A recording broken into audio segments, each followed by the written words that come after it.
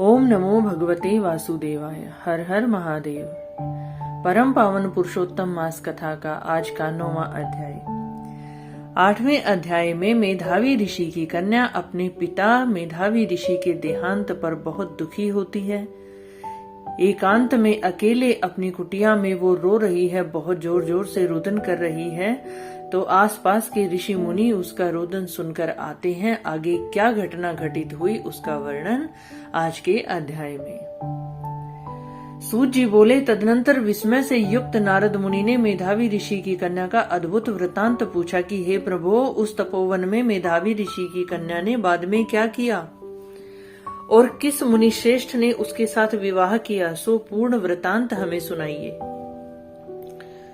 श्री नारायण बोले, अपने पिता को स्मरण करते करते बार बार शोक करते करते उस घर में उस कन्या का कुछ काल व्यतीत हो गया। युद्ध से भ्रष्ट हुई हरिणी की तरह घबराई हुई वह उस शून्य घर में रहने लगी। दुख रूपी अग्नि से उठी हुई भाप द्वारा बहते हुए अश्रु नेत्र वाली और जलते हुए हृत कमल वाली, दुख से प्रतिक्षण गर्म श्वास लेने वाली, अति दीन और घिरी हुई सर्पिणी की तरह वो अपने घर में संरुद्ध हो गई। अपने दुख के बारे में सोचती और दुख से मुक्त होने के उपाय को न देखती और उस कृशोदरी को उसके शुभ भविष्य की प्रेरणा से सांत्वना देने के लिए उसी वन में अपनी इच्छा से ही परक्रोधी, जिनको देखते ही इंद्र भयभीत हो जाते हैं, ऐसे जटा से व्याप्त साक्षात शंकर के समान भगवान दुर्वासा ऋषि आए। उसकी ऐसी दशा देखकर दुर्वासा ऋषि उसके घर में आए। हे नारद, भगवान श्री कृष्ण ने राजा युधिष्ठिर से कहा कि हे राजेंद्र, वो दुर्वासा ऋषि आए जिसको कि आपकी माता कुंती ने बालकपन में प्रसन्न किया था। युधिष्ठिर पूछते हैं, ये वो ऋषि हैं जिनको माता कुंती ने बालापन में प्रसन्न किया था।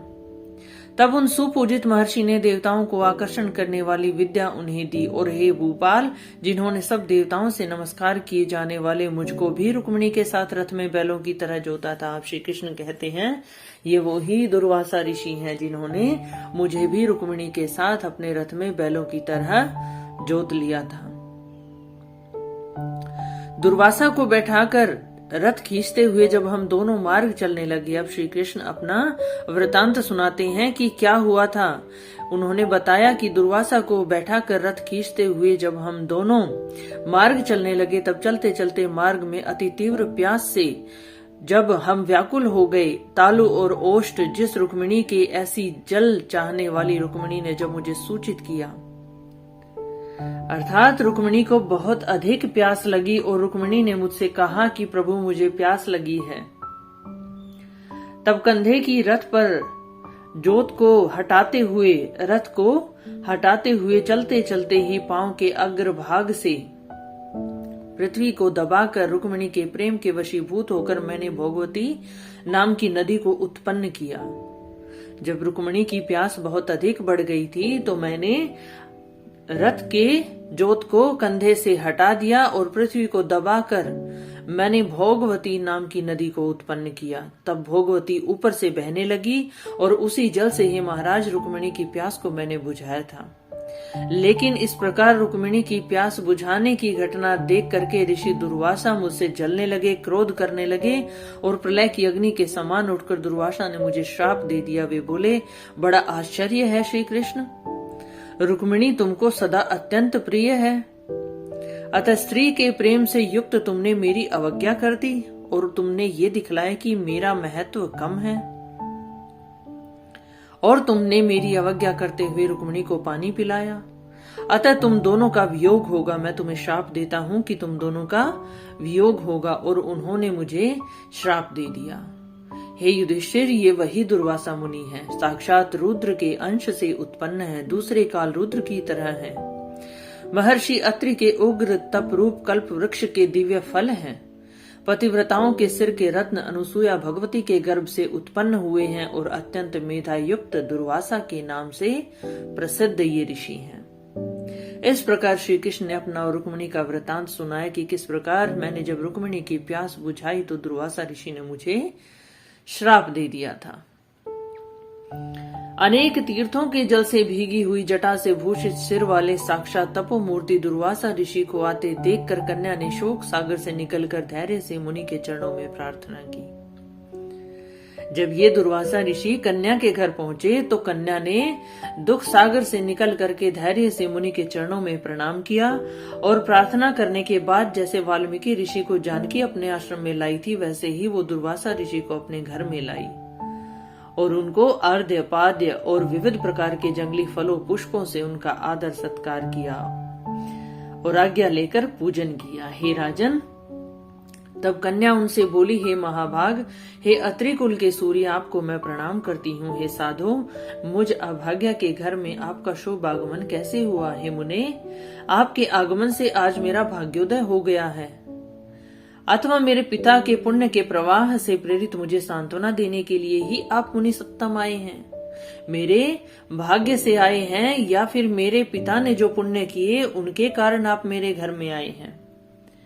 आप जैसे महात्माओं के पांव की जो धूल है वो तीर्थ रूप है, उस धूल का स्पर्श करने वाली मैं अपना जन्म आज सफल कर सकी हूँ। आपके आगमन से मेरा जीवन आज सफल हो गया, आज मेरा व्रत भी सफल हो गया। आप जैसे पुण्यात्मा के जो मुझे आज दर्शन हुए, अतः आज मेरा उत्पन्न होना, मेरा जन्म लेना सफल हो गया। ऐसा कह विनती करके कन्या दुर्वासा के सामने चुपचाप खड़ी हो गई। तब भगवान शंकर के अंश से उत्पन्न दुर्वासा मुनि मंद हास्य युक्त बोले कि हे द्विज सुते, तू बड़ी अच्छी है, तूने अपने पिता के कुल को तार किया, अपने पिता के कुल का तुमने उद्धार कर दिया। यह मेधावी ऋषि के तप का फल है जो उन्हें तेरी जैसी कन्या प्राप्त हुई। ये तुम्हारे पिता के तप का फल है जो तुम उनके घर में उत्पन्न हुई। तेरी धर्म में तत्परता जान कैलाश से मैं यहाँ आया हूँ और तेरे घर आकर तेरे द्वारा मेरा पूजन किया गया। हे वरारोहे, मैं शीघ्र ही बद्रिकाश्रम में मुनीश्वर सनातन नारायण देव के दर्शन के लिए जाऊंगा, जो प्राणियों के हित के लिए अत्यंत उग्र तप कर रहे हैं। ऋषि दुर्वासा कहते हैं कि मैं अब बद्रिकाश्रम में जाऊंगा और जहां नारायण देव जो है वो तप कर रहे हैं, जो कि प्राणियों का हित साधने के लिए है। कन्या बोली, हे ऋषि, आपके दर्शन से ही मेरा शोक समुद्र सूख गया, आपके दर्शन हो गए, इसी से मेरा दुख दूर हो गया। अब इसके बाद मेरा भविष्य उज्जवल है, ये मुझे पता है, क्योंकि आपने मुझे सांत्वना दी है। हे मुने, मेरी उस प्रादुर्भूत बड़ी भारी ज्वाला युक्त दुख रूपी अग्नि को क्या आप नहीं जानते? आप जानते हैं मुझे क्या दुख है और आपने दर्शन दिए तो मेरी दुख अग्नि शांत हो ही जाएगी। हे दया सिंधु, हे शंकर, उस दुख अग्नि को शांत कीजिए। मेरे विचार से हर्ष का कारण मुझे कुछ भी दिखाई नहीं देता। मैं किस कारण खुश हूँ? मुझे पता है मेरा भविष्य उज्जवल है, लेकिन मुझे कारण तो दिखाई दे। न मुझे माता है, न पिता, न भाई है कि मुझे कोई धैर्य प्रदान करे। अतः दुख समुद्र से पीड़ित मैं जीवित कैसे रहूं? मुझे मोक्ष ही दे दीजिए। जिस जिस दिशा में मैं देखती हूँ वो दिशा मुझे शून्य प्रतीत होती है। सब कुछ एकांत और खाली प्रतीत होता है। इसलिए हे तपोनिधे, मेरे दुख का निस्तार आप शीघ्र करें। मेरे साथ विवाह करने के लिए कोई भी तैयार नहीं होता।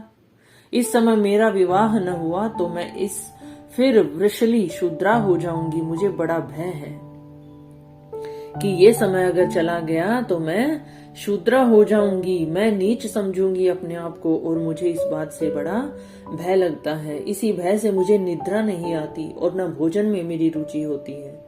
हे ब्राह्मण, अब मैं शीघ्र ही मरने वाली हूँ, ये मेरा इस समय निश्चय है। आप आए तो मैं धन्य हूँ, लेकिन मैंने अब निश्चय कर लिया कि अब मुझे मरण को ही ग्रहण कर लेना चाहिए। मैं जीवित रहकर करूं भी तो क्या? ऐसा कहकर आंसू बहाती हुई कन्या दुर्वासा के सामने चुप हो गई। तब दुर्वासा कन्या का दुख दूर करने का उपाय सोचने लगे।